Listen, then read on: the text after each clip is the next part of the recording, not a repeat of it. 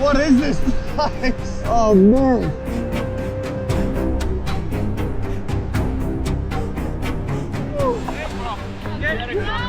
Where's this croc? Don't bite my head. That's lunch, island style. Oh, right. It's a coconut cave. Wow, it's really quiet in here. Oh. Okay. No. Hope this gets me high. It's pretty awful. Big family dinner tonight. Maybe this food tastes real good, or maybe I'm real high. Hey, hello.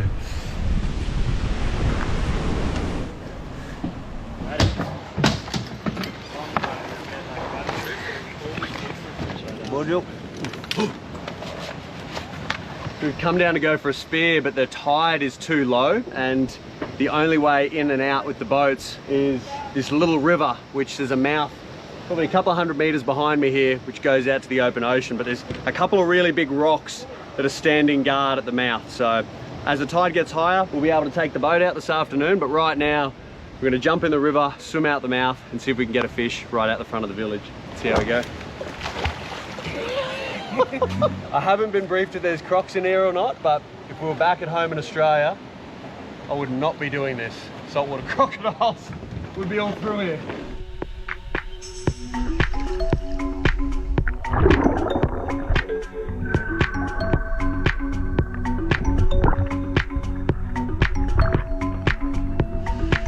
The wind is up, so that means the waves are big. The water is still pretty nice and clean though, so hopefully we can see some fish.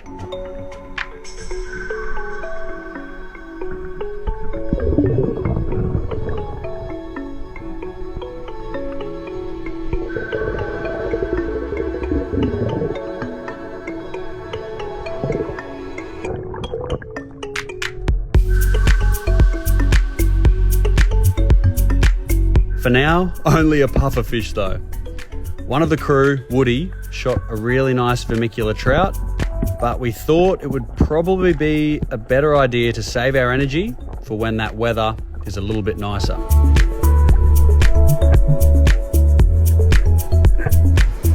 Oh shit.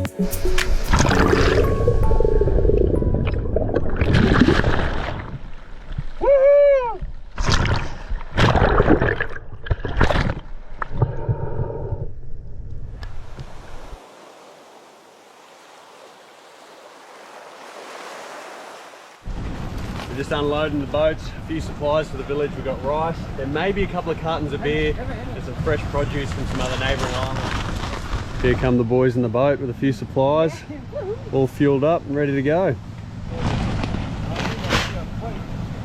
So this is what the majority of the islands use for their vessels, these longboats or banana boats. The benefit of them is that you can have a pretty low horsepower for how much weight that you can carry throughout the boat. They're also quite narrow, so they can cut through the big waves and swell, traveling distances between the islands, because very few of them have roads or infrastructure for vehicles. So yeah, they're a very practical vessel, and you'll see them all through parts of the Pacific Island and Papua New Guinea.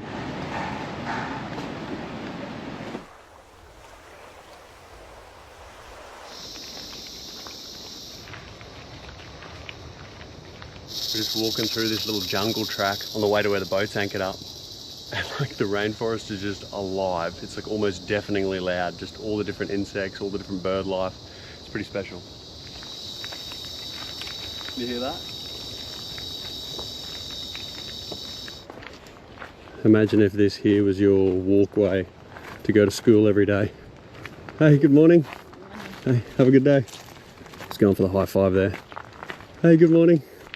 And it's pretty cool. This track I'm on is just laid out by little pieces of coral through this dense rainforest on the edge of this creek beside me, and it connects a few different villages. And there's been a lot of kids all dressed very smartly heading to school. How's that? All with their backpacks and like little notes and books. Pretty cool track to walk to and from school every day. Hey, good morning. Have a great day at school. Yeah, Captain.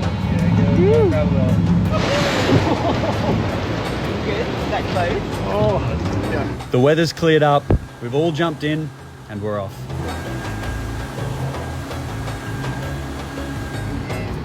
Last time we were on there, it wasn't alright. The viz is insane. We've just come in between these two islands in this channel and it drops down to 70 meters on the bottom, but there's a pinnacle in the middle which comes right up to 7. So hopefully if there's a bit of current we can get dropped off on the top side, drift up to it. Hopefully there's some bait stacked up and we can get ourselves a nice fish. So we're just going to gear up, jump in the water, try and get a feed.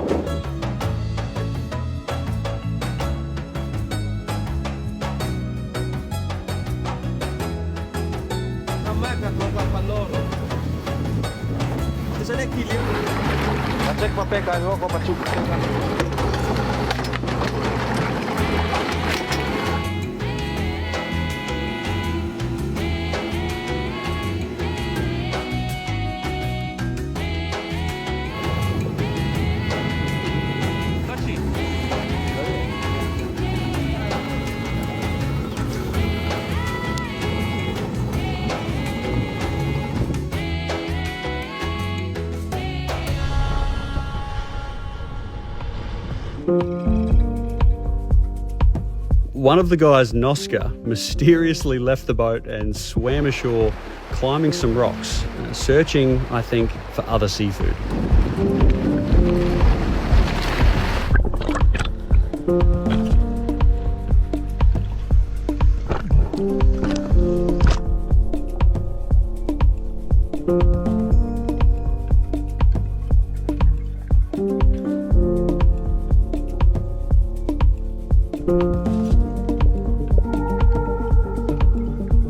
You really have to earn your fish out here.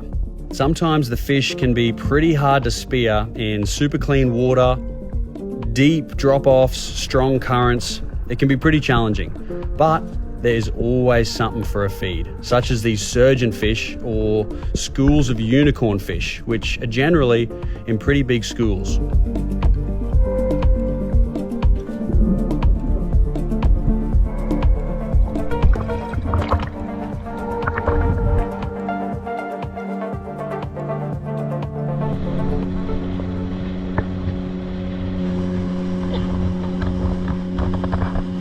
Oscar just like swam ashore, and right in the shallows where the wash is, you've got here these like reef snails, these sea snails, which, you know, don't look like much, but they're our lunchtime snack. Actually, I shouldn't say that. They're actually quite impressive. They do look like much. Better than what the majority of what we've been able to spear anyway. Fortunately, for the purposes of getting a fire going, almost all of the guys here in the Solomon Islands smoke cigarettes, so they've all got lighters. So we jumped up onto the beach, grabbed a few sticks, everything's beautiful and dry. Within a minute, got a fire going. Cook them on the coals and crack them open with a rock. That's lunch. Island style. It really is the simplest form of cooking up a fresh feed, and it never ceases to satisfy. Fresh fish, cleaned, skewered onto a stick, and slow cooked over a fire. Back to basic style. So Oscar's just cut up one of the unicorn fish that he shot, took the guts out, put it on a stick, and doing a bit of a Solomon Islands bit of seafood kebab. And then these are going straight on some extremely hot coals until they're cooked through.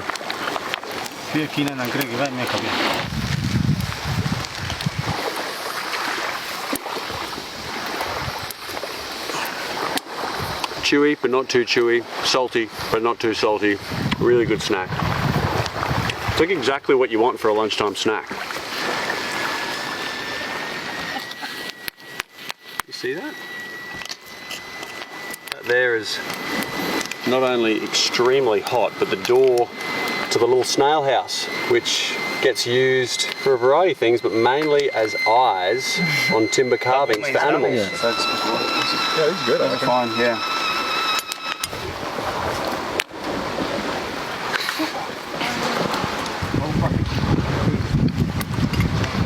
They're really good.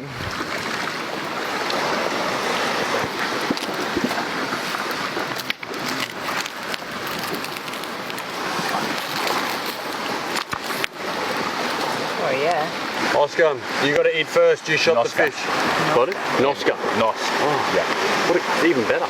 Yeah. What a cool name. Yeah, Noska's a good Noska. name. Call these kids Oscar. You shot it.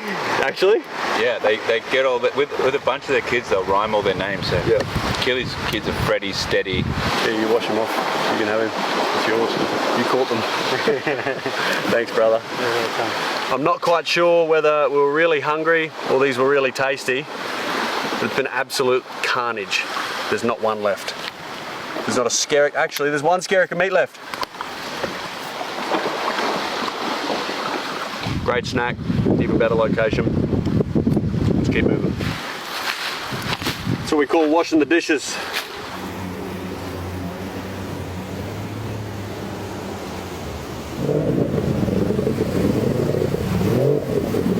They're going surfing? That's how it should be, eh? Yeah. So good. And then it gets old. Just playing on timber boards. Yeah. Full barefoot across the coral. Yeah. Stuff is nuts. What are you making? Blend. Yeah. Just here on the beach, and there's young kids just come out of seemingly nowhere. I know there's a village on the other side of the island, but he's a pretty long way from home. He's just walking around with a machete, getting away from mum and dad, or looking for food. Not sure. How old are you? 11. 11. You're very good with a machete for 11. How many parents or sort of under 12-year-olds that are watching would feel this comfortable with a 2-foot-long machete? Let me know in the comments. That's a very sharp knife. You making glasses? Yes. Yeah? Been trying to work out for the last 5 minutes what he's making, but he's made himself a makeshift pair of glasses. Very fashionable, mind you, and environmentally responsible. Go, put them on. They're your reading glasses for school. Yeah? They're so good. Wow. That's very clever. They look great. Well done. Can I try them on? How do I look? Pretty good? Oh geez, there's more kids coming. Is there a village this way? Yes. Yeah, okay. Woo!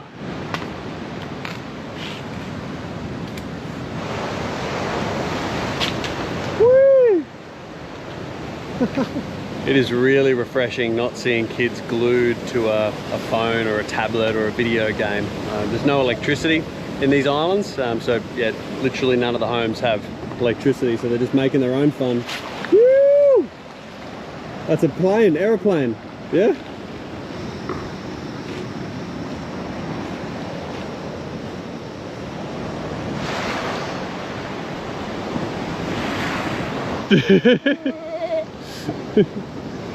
Ah! Oh, no, no, no, no, no!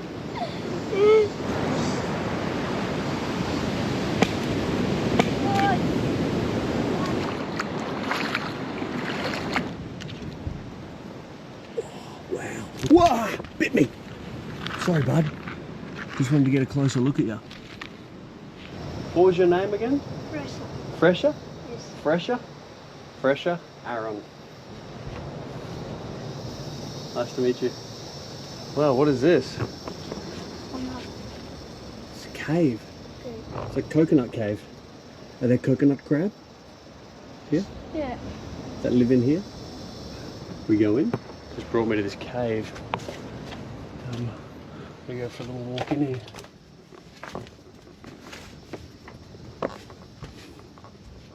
Wow, it's really quiet in here. No bats in here? Yes. Fresher just wanted to show me this little cave right up the back of the beach. This would be a good spot to come if it was really stormy and rainy on the beach. This is a potential camp. Very cool. Thanks for showing me. Appreciate it. Cheers. We've found another coconut, so he's making quick work of that really dried husk with his machete. Open it up. Looks like we're going to share a coconut together. Drink. Oh, you sure? Yeah. Thank you so much. Here, you have some? Nice, yeah? He knows. He has coconuts daily. Ooh, that's really good. How do you say like yum, like really nice? Sevilla. Mama Sevilla. Wow. Really, really tasty.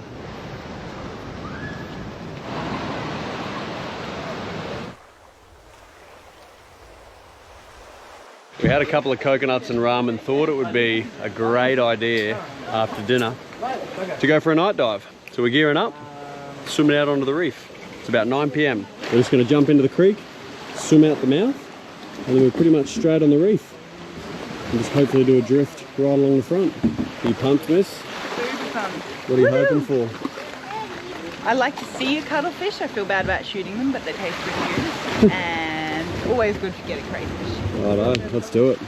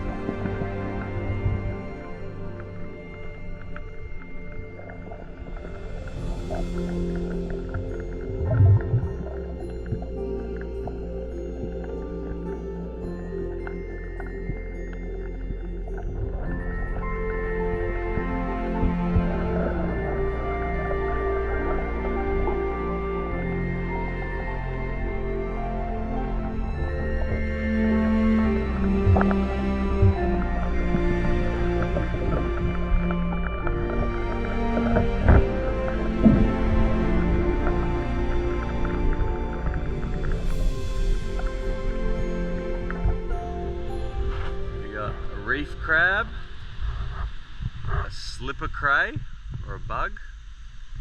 Really looking forward to eating the meat for lunch out of that tomorrow. And we were apprehensive about shooting the cuttlefish because they were so pretty, but we let one live, and this one was a bit smaller. So this one's lunch tomorrow as well. Worth it, worth going for the swim. A carving show has been put on for us this morning, and to be honest, it's pretty overwhelming because they've put it on for like 5 of us visitors who are here on the island. Some of them have come by boat, some have walked over an hour with their carvings to be here, but the Solomon Islanders, particularly the Morovo Lagoon where we are, is considered some of the best carvers in the entire world. They're true masters of their craft. So I'm keen to have a walk around. To be honest, I'm a bit intimidated because there's about 200 people here, and I also feel awkward filming in front of them because it feels like everyone's watching me. Even though they're probably not. Or if they are, they're doing it with a smile on their face. We'll just give you a little bit of a grasp. We're here on the edge of the ocean, glass out, glamorous conditions. And there is so many, it's overwhelming. I wish I could take them all back to Australia in my carry-on, but I'm gonna have to pick 1 or 2. We've got one mackerel, big one. It's such amazing work.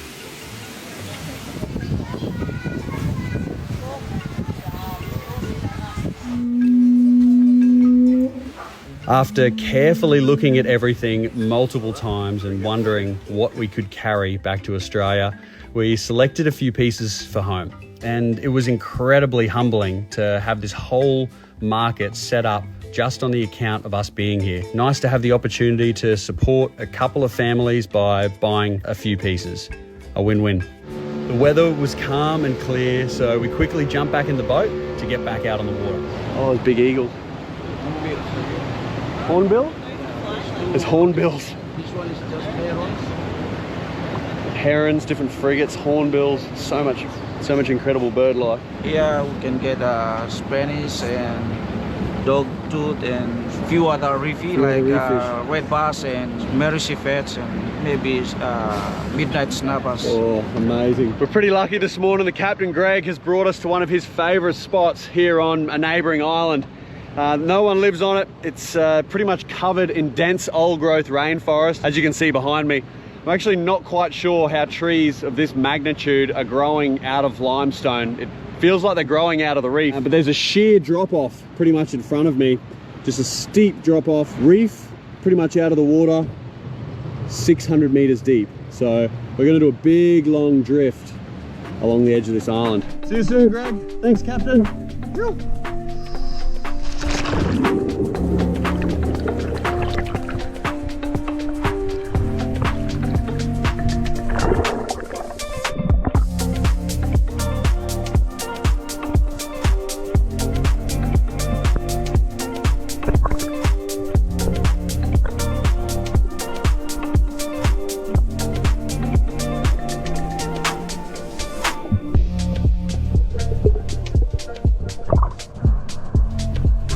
Holy moly! How cool is that? Oh man! I don't know if I've seen anywhere like it. Literally like 500 meters deep, just here. Untouched rainforest, right there. Mental, eh?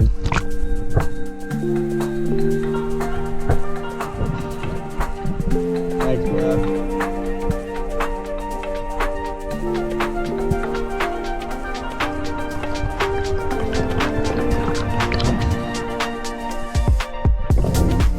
What is this place?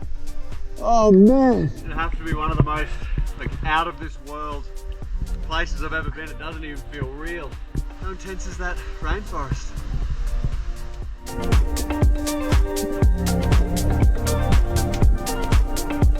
I feel like if I was ever gonna hide or bury treasure, it'd be somewhere up here. Yeah, this is honestly out of this world. Feel the current pushing in and out.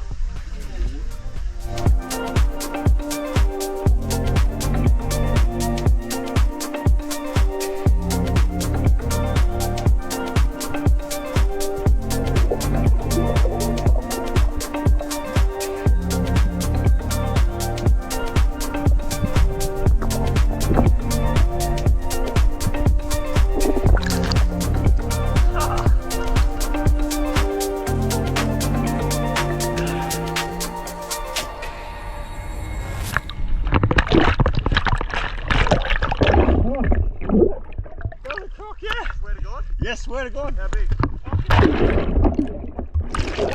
Popped out of there. Woo! Get croc. Get a croc.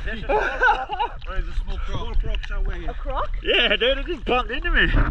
I was like, fuck, a small one. It was Yeah. like, yeah, just above you. Oh, really? Yeah, trying to get out. Kilavisi was just saying the locals killed 2 crocodiles in this same area over the last month, and as we swam in, a croc swam out, a small one. That's wild. He was missing a leg as well. Yeah. Yeah. Holy moly. Well, he bumped into my chest and didn't bite me, so. Right, now we've got to get out of here, and there may be a croc waiting for us on the other side, but we'll see. It's not that big, so it should be right. Strength in numbers.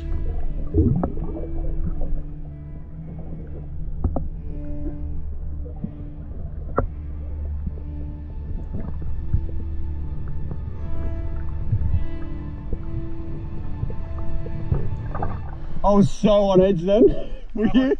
Yeah, I was like, I had my hands in front of me like, where's this croc? Don't bite my head.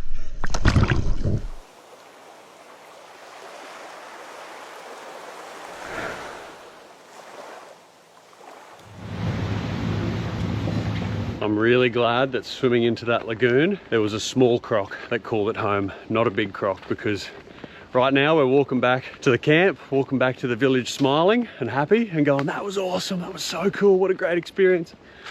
But it just goes to show you there's a very fine line between feeling like we are now and a tragedy. So I'm very fortunate that the saltwater croc was small and scared of us.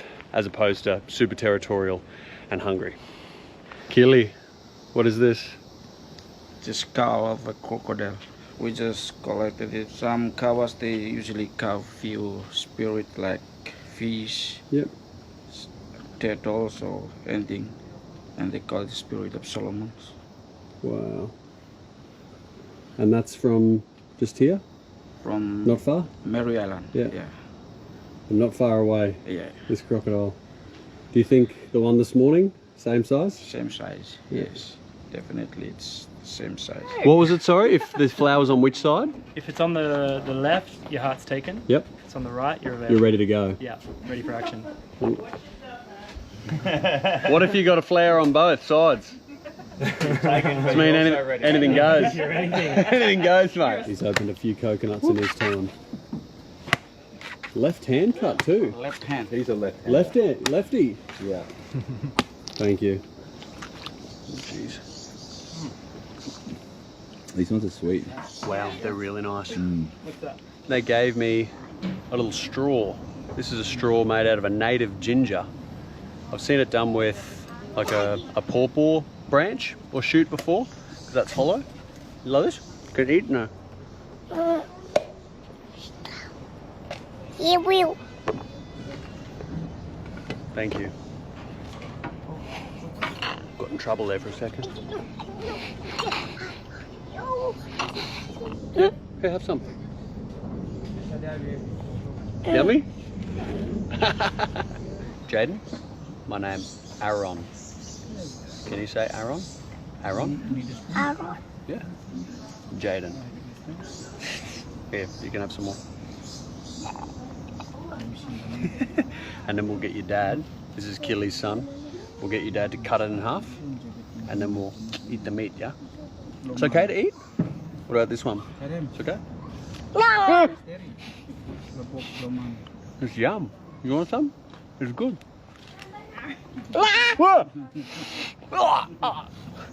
Then move. Good baby. Beautiful. Yeah, it's all just as fun. Until Ollie goes and shoots two, it's like... Yum! Jaden is a weapon. It'd be only fitting if we tried some betel nut, which is pretty commonplace here through the Pacific Islands. Here in the Solomons, the guys seem to enjoy it, so they've offered me some to kai some betel nut. It's meant to make you feel a bit drunk or high. Basically, you chew this. Tastes very dry. There's three parts to it. You've got the seed. You've got lime. Oh, geez. Which is crushed up coral. And you dip this bean. Is that too much? No? It's okay?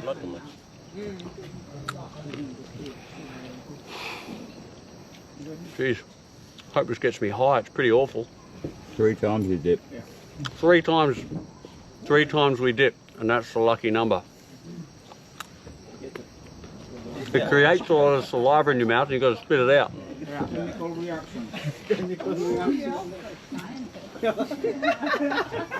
Sorry, Jack. It goes orange or red in your mouth. A lot of the smiles have this very vibrant orange and red.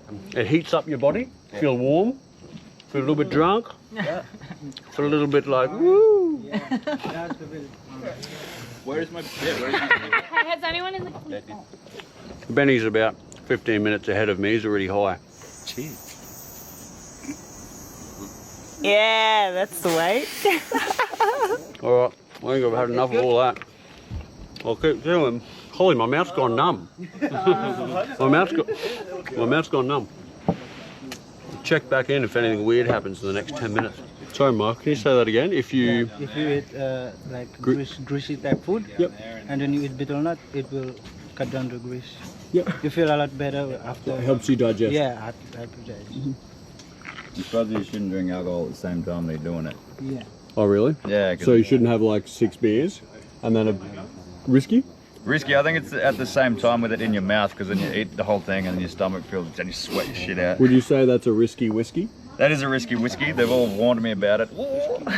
How do you feel? I feel good, man. Like a very mild buzz, like I'm ready for a night's beer, go for a night trawl, chop a sago, palm down, whatever. Anything's possible. Anything's possible, bro. They used to do that too. They used to eat it after and they go to dive. Yeah. Very good for cold. Yeah. The initial shock of how dry and uncomfortable it was in my mouth has worn off. It's now all in a small ball towards the back of my mouth, like the side of my mouth and my gums.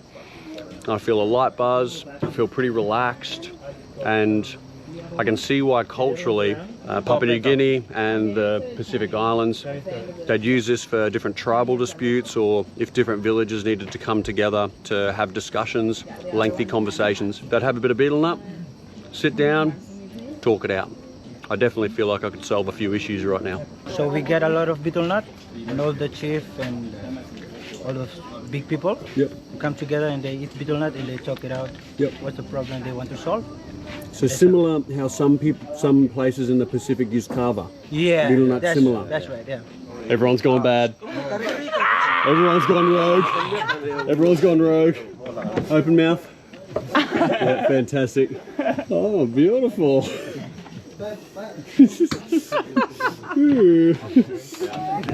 Every call of my body. Sweating but strong.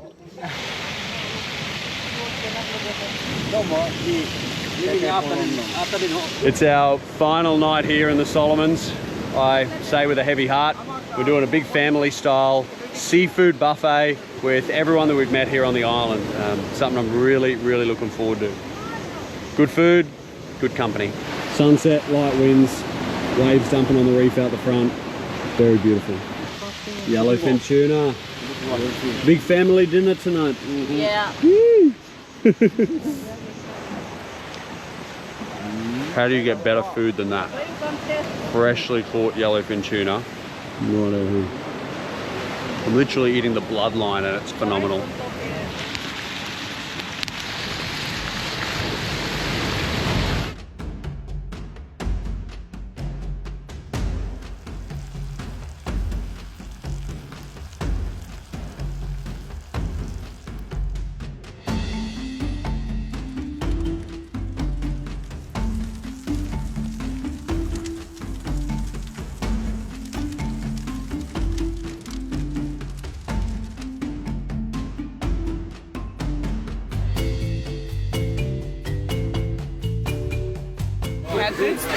We've got yellowfin, we've got cuttlefish, we've got lobsters. Oh my god. We've got everything good. Moses perch.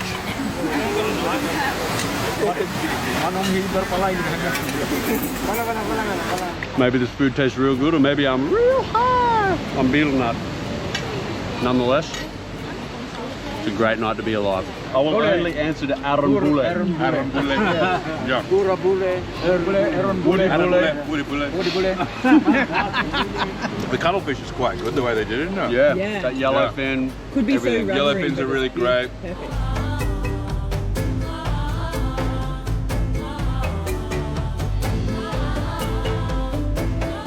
This is an extremely special meal right now. We've got cuttlefish, we've got fresh greens from the garden, we've got yellowfin, we've got a little bit of lobster from that night dive last night. Very grateful to be able to share it with everyone that we've met here. I appreciate you guys watching the video.